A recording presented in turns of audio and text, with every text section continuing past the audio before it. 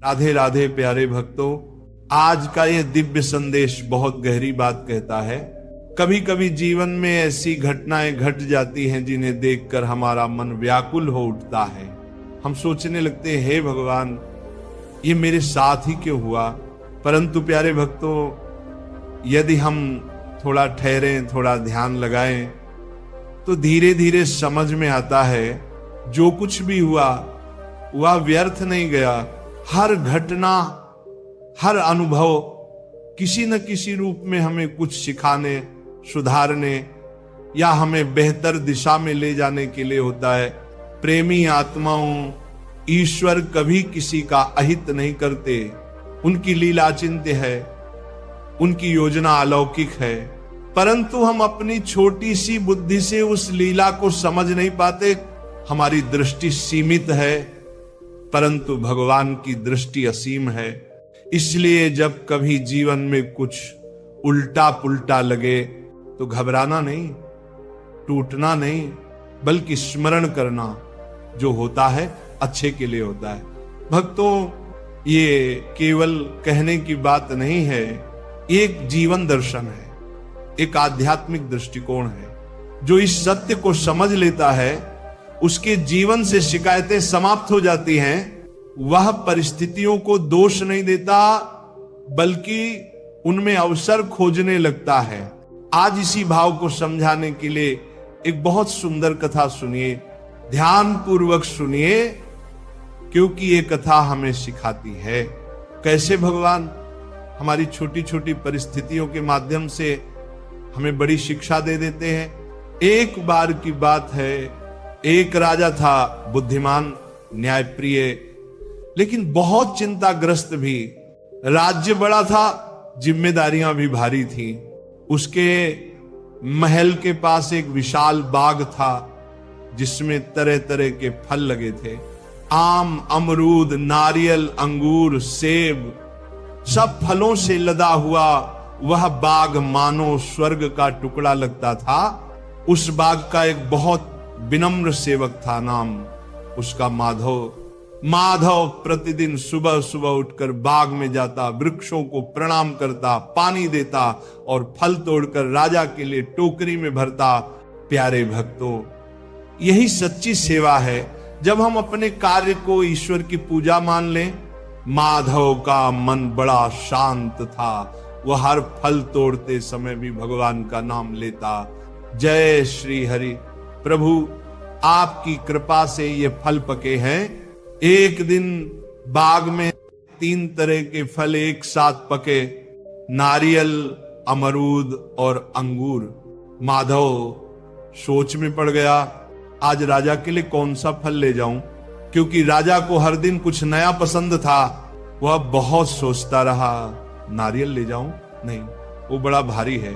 अमरूद ले जाऊं, लेकिन आज उनका मूड कैसा होगा।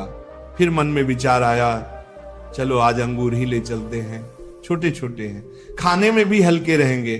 बस उसने अंगूर की एक सुंदर टोकरी सजाई और उसे कपड़े से ढंक कर महल की ओर चल पड़ा।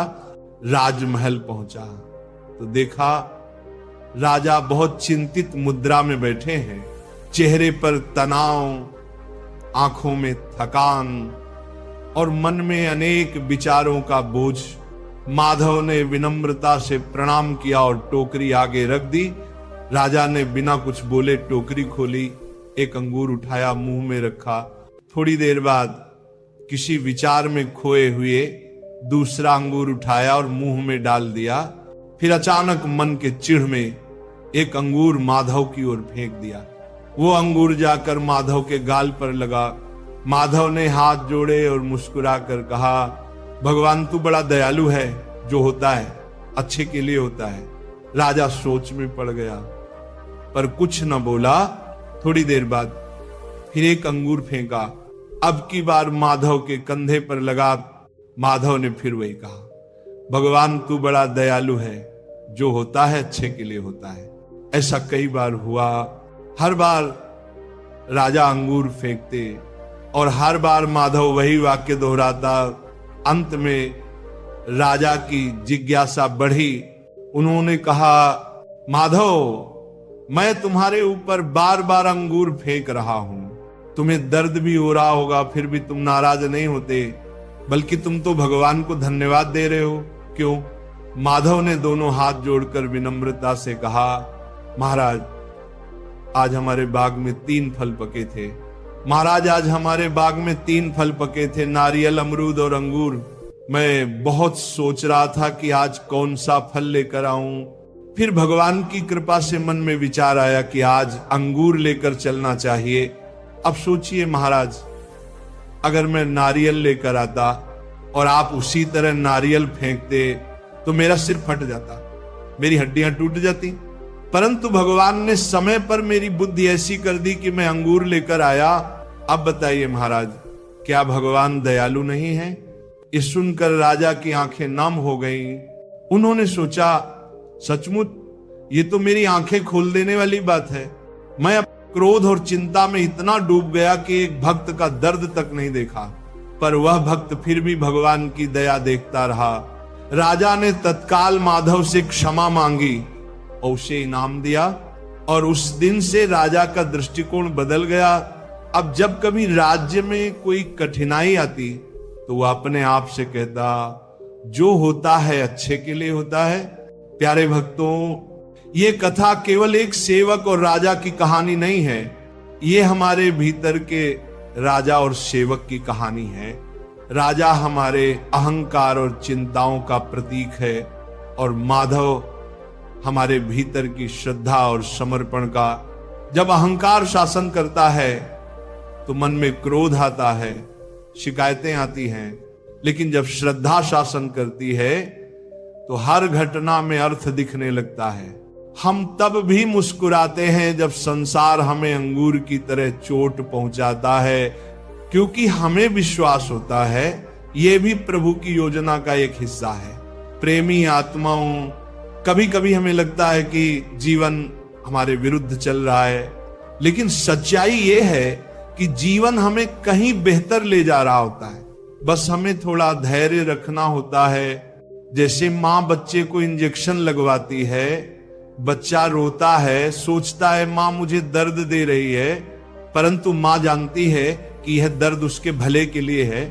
वैसे ही भगवान हमारे जीवन में कभी कभी दर्द देते हैं, परंतु वह हमें भीतर से मजबूत बनाने के लिए होता है।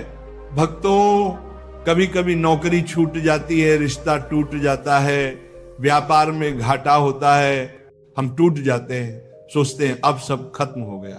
परंतु कुछ समय बाद पता चलता है वही घटना हमें एक नए मार्ग पर ले गई, जहां हमारा वास्तविक भला हुआ।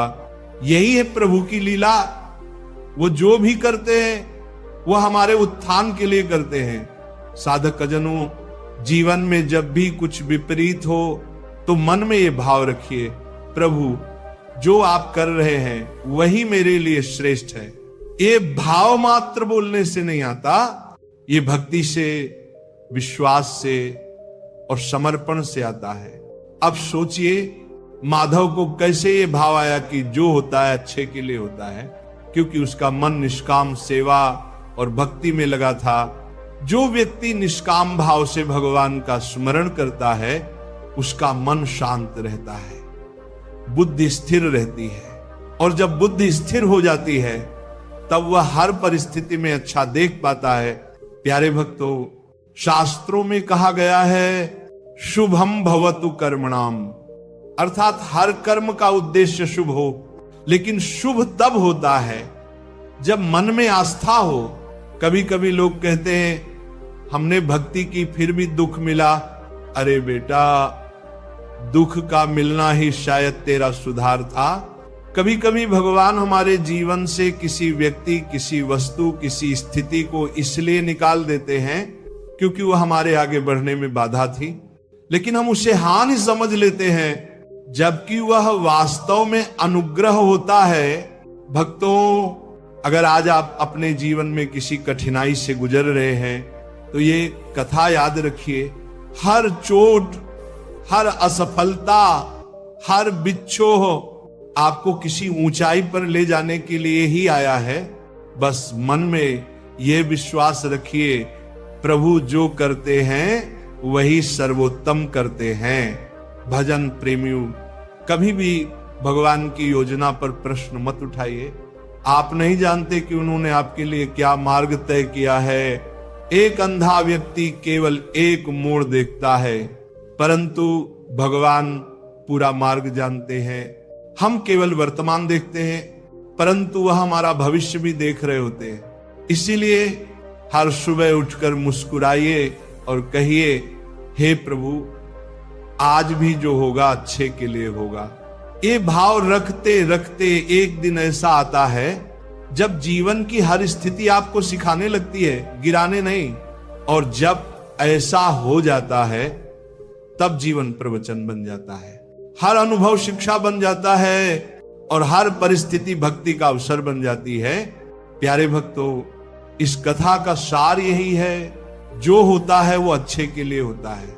ये वाक्य सिर्फ बोलने के लिए नहीं, बल्कि जीने के लिए है। हर भक्त यदि इसे अपने जीवन में उतार ले तो न क्रोध रहेगा, न भय, न चिंता। फिर केवल एक भाव रहेगा, प्रभु आप जो भी करें मुझे स्वीकार है। यहां तक कि जब जीवन में सबसे बड़ी कठिनाई आए तो भी ये कहना मत भूलिए, भगवान तू बड़ा दयालु है, क्योंकि वही कठिनाई आगे चलकर आपके लिए वरदान साबित होगी। जीवन में जब भी कुछ समझ में ना आए, जब भी मन घबरा जाए, जब भी परिस्थितियां उलझन पैदा करें, तो एक बार इस कथा को स्मरण कर लेना और मन में कह देना, प्रभु मुझे भरोसा है, जो हो रहा है वह मेरे अच्छे के लिए हो रहा है। इस भाव के साथ जब आप आगे बढ़ेंगे तो देखिएगा कठिनाइयां भी आपको